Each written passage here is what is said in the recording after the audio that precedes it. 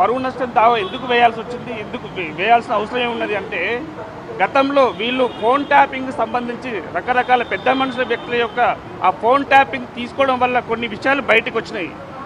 దానికి సంబంధించి మంత్రి గారికి ఉన్న సమాచారం ప్రకారం, అక్కడ సమాచారం ప్రకారం ఏం జరిగింది అంటే, ఒక ఇద్దరి మధ్యలో డైవర్స్ విషయం, ఆ డైవర్స్కు సంబంధించిన విషయం బయటకు వచ్చింది. డైవర్స్ ఏ విధంగా వచ్చిందంటే, అంటే సుప్రీంకోర్టు గైడ్ లైన్స్ ప్రకారమే ఒక డైవర్స్కు సంబంధించి ఒక కేసుకు సంబంధించి ఎవరైనా కానీ మధ్యవర్తిత్వం వర్తించే అవకాశం ఉంటుంది. ఎందుకంటే మధ్యవర్తిత్వం ద్వారా కొన్ని సమస్యలు పరిష్కారం అవుతుంది. అదేవిధంగా ఈ కేసుకు సంబంధించి ఈ మెయిన్ కావడానికి కారణము కేటీఆర్ గారు, కేసీఆర్ గారు అని చెప్పి సురేఖ గారు చెప్పడం జరిగింది. సో దీనికి సంబంధించి దాంట్లో పెద్ద విషయము, దీనికి సంబంధించిన పరువు నష్టం దావా ఎందుకు వేసిందో ఏం వేసిందో నాకైతే అర్థం కావట్లేదు. ఎందుకంటే ఒకసారి మీడియా మిత్రులు చెప్తున్నాను, దాన్ని వేసిన పిటిషన్ ప్రకారం నాగ చైతన్య, ఒకసారి చదివినిపిస్తాను. నాగ చైతన్య డివోర్సు 100% కేసీఆర్ చేయబట్టే, కేటీఆర్ చేయబట్టే అయ్యింది. ఎందుకంటే కన్వెన్షన్ హాల్ కూలగొట్టద్దు అంటే సమంత నా దగ్గరికి పంపాలి అని చెప్పి ఆయన డిమాండ్ చేశారు. సమంత గారిని వెళ్ళమని చెప్పి నాగార్జున వాళ్ళు ఫోర్స్ చేశారు. సమంత నేను వెళ్ళను అంటే చెబితే విను, లేకపోతే విడాకులు తీసుకోని చెప్పడం జరిగింది. ఎందుకంటే వాళ్ళు దానికి ముందే ఈ ఫోన్ ట్యాపింగ్ వల్ల వాళ్ళు ఇద్దరి మధ్యలో మనస్పర్ధలు రావడం వల్ల వాళ్ళు డైవర్స్కి అప్లై చేసిండ్రు. ఎందుకంటే ఈ డైవర్స్కి అప్లై చేసినప్పుడు కొంచెం మ్యూచువల్ అండర్స్టాండింగ్ ఉంటుంది. ఆ అండర్స్టాండింగ్ ఏంటో ఒకసారి గౌరవంగా ఉండండి.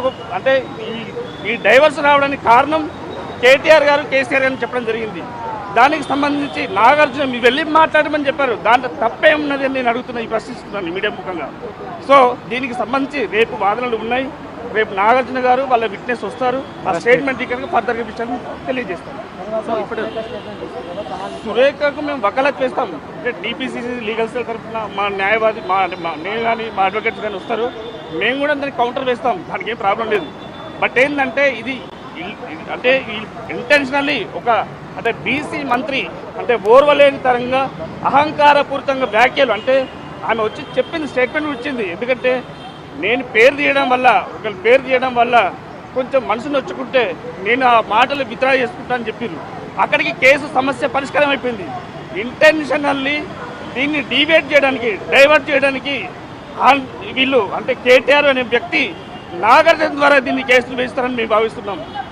సో దీనికి సంబంధించి మేము కూడా నాగార్జున గారి పైన అండ్ దానికి సంబంధించి బ్యాక్ ఎవరు ఉన్నారో వాళ్ళందరిపైన కూడా మేము లీగల్ సెల్ తరఫున మేము కేసులు వేస్తామని చెప్పి హెచ్చరిస్తున్నాం. రేపు నాగార్జున అటెండ్ అవుతారా, ఇంకెవరు అటెండ్ అవుతారో మాకు సంబంధం లేదు. ఎందుకంటే అటెండ్ అయినా కానీ రేపు ఏవైతే పర్యవసనం ఉంటుందో దానికి తప్పకుండా మేము కూడా నాగార్జున పైన కేసు వేసి మేము కూడా, ఎందుకంటే ఆనరేబుల్ ఒక మినిస్టర్ గారి పైన, ఒక బీసీ మినిస్టర్ పైన వీళ్ళు అవాకోచావకులు చేయకుంటూ అంటే అయిపోయింది.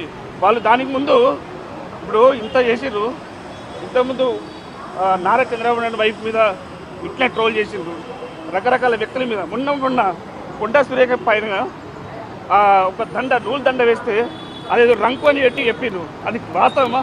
దానిపైన ఎవరు స్పందించినప్పుడు, ఒక బీసీ మహిళా మంత్రి పైన స్పందించినప్పుడు ఇంత రాద్ధాంతం ఎందుకు చేస్తారో మాకు అర్థం అవ్వట్లేదు.